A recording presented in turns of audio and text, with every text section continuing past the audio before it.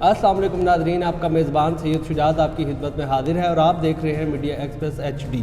हमारी रोज़मर्रा ज़िंदगी में बहुत से वाक़यात रूनुमा होते हैं, जैसे कोई कार एक्सीडेंट या कोई और अलमनाक हादसा। ज़्यादातर लोग इन हादसों को बहुत करीब से देखते हैं और इनसे खुद ही बाहर निकल आते हैं, लेकिन कुछ लोगों के जिस्मों में और जहनों में ये कुछ ऐसी कैफियत पैदा कर देते हैं जिससे PTSD यानी पोस्ट ट्रॉमेटिक स्ट्रेस डिसऑर्डर जैसी बीमारियां और नफ्सियाती मसाइल जन्म लेते हैं। तो हमारे साथ आज मौजूद हैं माहिर नफ्सियात डॉक्टर शकील आसिफ साहब और अनम इब्रार क्लिनिकल साइकोलॉजिस्ट हमारे साथ मौजूद हैं। आइए हम आज इनसे बात करते हैं। अस्सलाम वालेकुम सर। वालेकुम अस्सलाम गिलानी साहब, बहुत शुक्रिया आपने हमें मौका दिया बोलने का। तो मैं इस हवाले से ये बात करना चाहूँगा कि रोज़मर्रा मसाइल जो हैं हमारे स्ट्रेस वाले मसाइल हैं या जो इशू हैं, जिस तरह ज़लज़ले हैं, जिस तरह कोई कुदरती आफात हैं, इसके बाद फ़ौरन जो है ना ऐसे मसाइल पैदा होते हैं जिसमें लोग नफ्सियाती मसाइल का शिकार होते हैं। बहुत कॉमन है डिप्रेशन, इसी तरह एंग्जाइटी डिसऑर्डर्स हैं, इसी तरह PTSD जिसका नाम आपने लिया, पोस्ट ट्रॉमेटिक स्ट्रेस डिसऑर्डर इसको कहते हैं। तो ये वो मसाइल है जिसके बाद इंसान जो है ना घबराहट का शिकार होता है, चिड़चिड़ेपन का शिकार हो जाता है, उसको पुरानी यादें बार बार तंग कर रही होती हैं।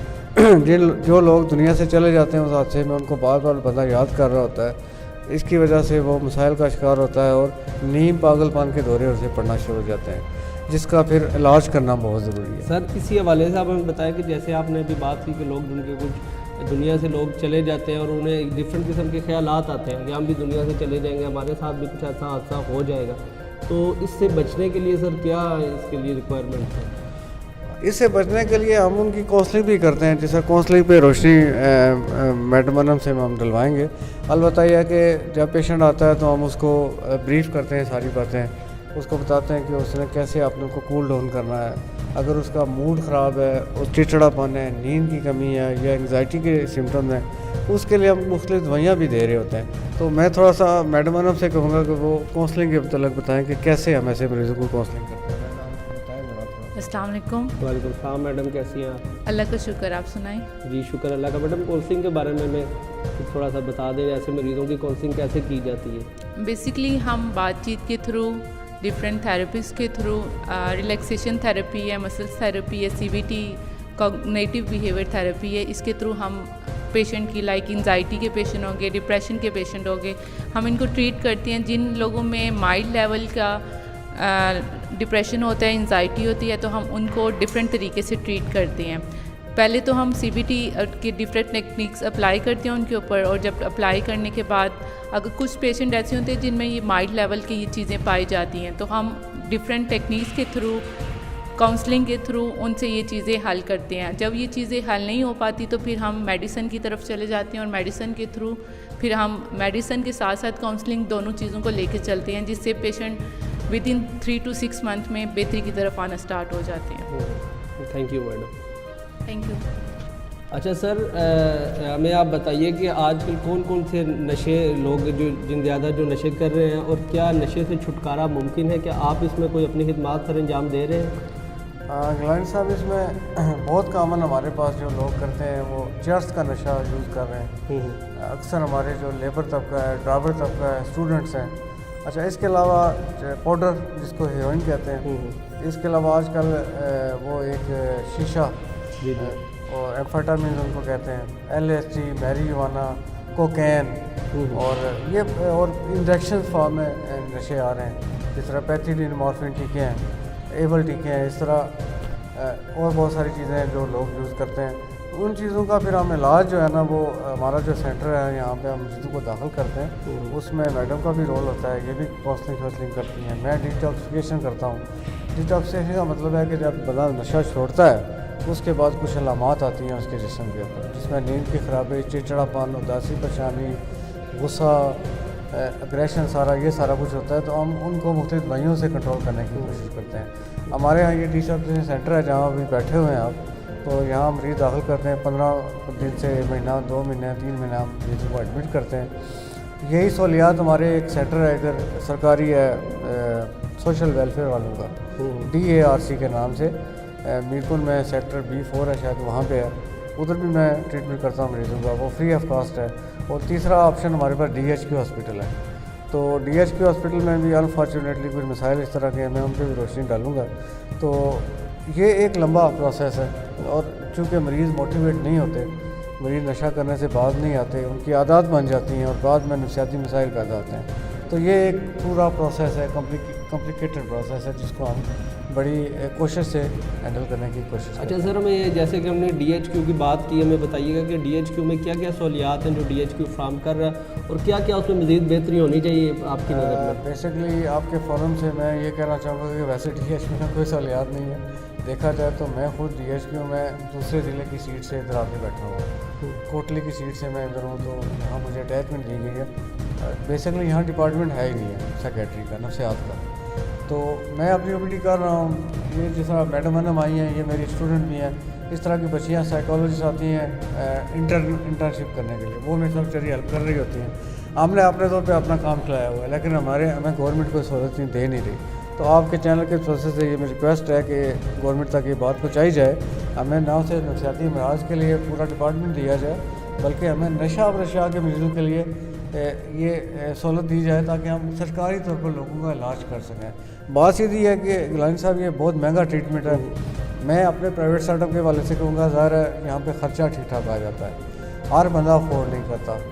ظاہر ہے یہاں پہ جو رہے گا بندہ، کھانا پینا دوائیاں سارا کچھ ہم پرووائڈ کریں تو ہمارے اخراجات ہیں، ہم فری نہیں کر سکتے. ظاہر ہے بہت سارے ایشوز ہیں. گورنمنٹ اگر ہمیں یہ سہولت پرووائڈ کرے تو میری خدمات فری ہیں اس کے لیے. میں مطلب گورنمنٹ دوائیاں ہمیں دے، ہمیں ایک سیٹ اپ بنا دے تو انشاءاللہ ہم کریں گے. اور ہمیں سائیکالوجسٹ کی پوسٹیں بھی دے، جس طرح میڈم انم ہے، اس طرح کی سائیکالوجی ہمارے پاس بے شمار بچی ہیں جو کام کرنا چاہتی ہیں، لیکن اب ان کے لیے کوئی سہولت نہیں ہے، کوئی سیٹ نہیں ہے، پوسٹ ہی نہیں ہے. فری میں تو کوئی نہیں آ کے کام کرتا. تو سائیکیٹرسٹ کی ایک پوسٹ ایک بھی نہیں ہے، بلکہ میں کوٹلی سے اٹیچ ہوں. تو اس ڈپارٹمنٹ کو بنانے میں گورنمنٹ اگر رول ادا کرے گی تو ہم اپنی خدمات دینے کے لیے تیار ہیں، ہم اس سے انکار نہیں کریں گے. جو ہم نے سیکھا ہے، جو انہوں نے سیکھا ہے، انشاءاللہ ہم لوگوں کو پوری سہولت دیں گے. ہمارا یہ آپ سے پرامس ہے. لیکن ہمیں گورنمنٹ بھی تو سہولت دے نا کوئی. اس کے لیے آپ لوگ آواز اٹھائیں. ہمارے ضلع کا مسئلہ ہے، ہمیں یہاں پہ سیٹ دی جائے، ہمیں پوسٹیں دی جائیں اور اچھا ڈپارٹمنٹ بنایا جائے. انشاءاللہ ہم ہر قسم کا ٹریٹمنٹ کریں گے. اچھا، تو اگلا ہمارا کویسچن ڈاکٹر صاحبہ سے ہے. ڈاکٹر صاحبہ ہمیں یہ بتائیے گا کہ عورتوں، بچوں اور بوڑھوں میں کون کون سے نفسیاتی مسائل زیادہ تر ہوتے ہیں جو کامن پائے جاتے ہیں؟ بیسکلی ہمارے ہاں جو نفسیاتی پرابلم ہے وہ زیادہ عورتوں کے ساتھ ہی پیش آ رہے ہیں، کیونکہ عورتیں موسٹلی گھر پہ رہتی ہیں اور ان کے لیے کوئی ایکسٹرا ایکٹیویٹیز نہیں ہیں، جس کی وجہ سے، اور موسٹلی عورتیں جو ہراسمنٹ کا شکار ہوتی ہیں وہ بھی اپنی اس طرح کے پرابلم کسی کے ساتھ شیئر نہیں کر پاتی، اور جس کی وجہ سے وہ نفسیاتی مسائل کا شکار ہوتی ہیں. موسٹلی جو پرابلم دیکھنے میں آ رہا ہے انزائٹی اور ڈپریشن کا بہت زیادہ ہے، جو یوتھ میں اور عورتوں میں پایا جا رہا ہے. اور اس کے ساتھ ساتھ پوسٹ ٹرامیٹک ڈس آرڈر بھی ہے جو بہت زیادہ عورتوں میں پایا جا رہا ہے.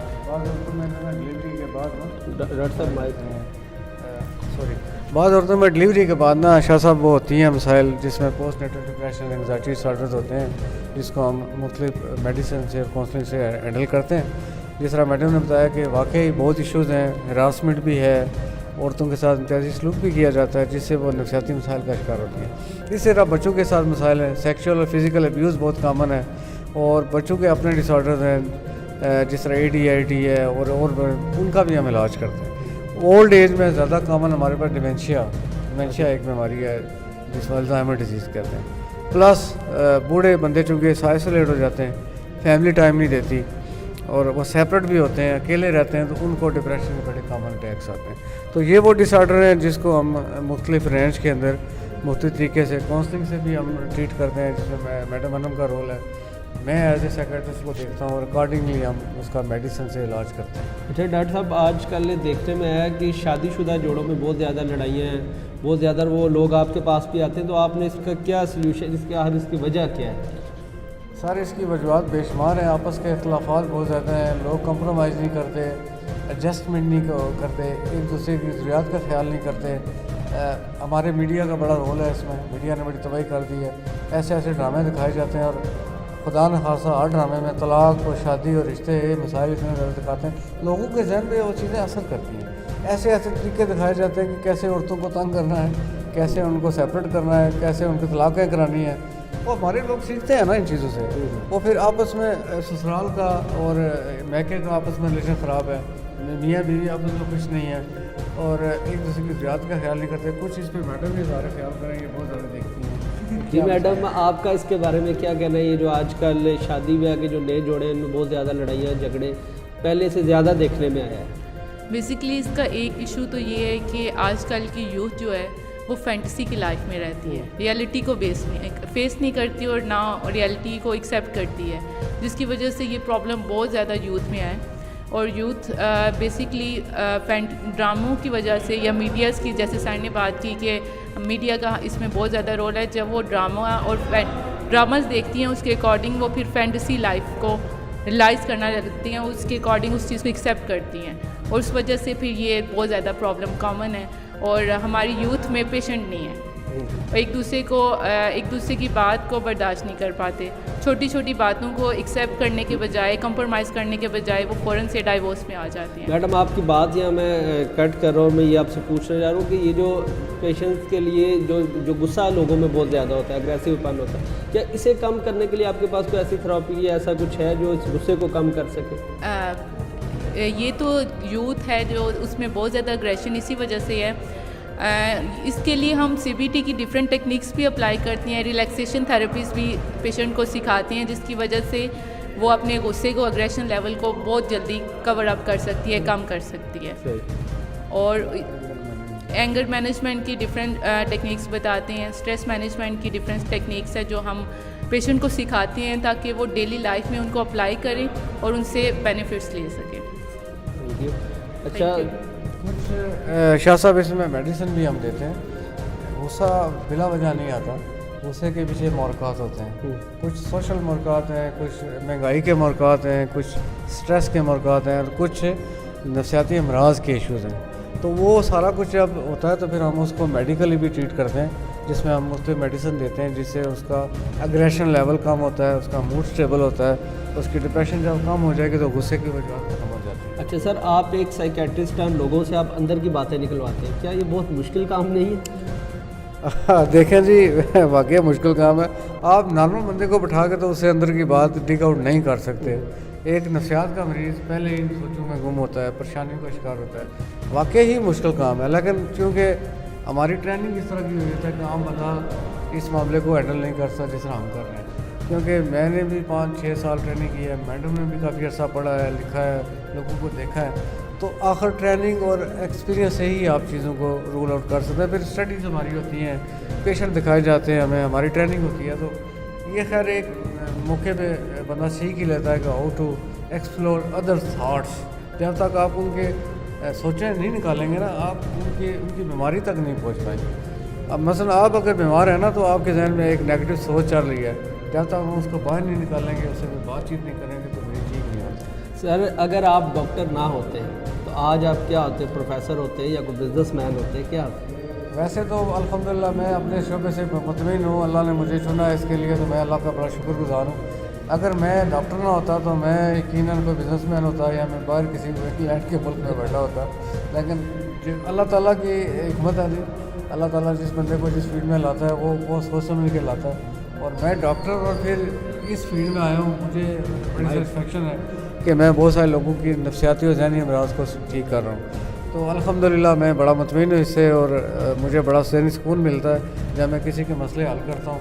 تو اللہ تعالیٰ کا بہت شکر ہے. سر آپ ہمارے اس شو کے آخر میں ایک صحت مند زندگی گزارنے کے لیے, ذہنی صحت مند زندگی گزارنے کے لیے ایک انسان کو کن طریقے کیا پیغام کیا دینا چاہتے ہیں؟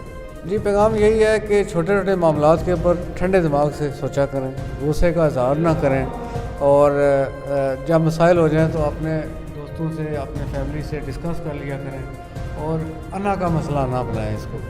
اور جب آپ روڈ پہ نکلیں تو اپنے غصے کو قابو کرنا سیکھیں. جس طرح میڈم نے بتایا کہ اینگر مینجمنٹ, غصے کو کنٹرول کرنے کے طریقے سیکھیں. یہ بیٹھی ہیں ہمارے پاس میڈم, یہ بڑے اچھے طریقے بتائیں گے انشاءاللہ.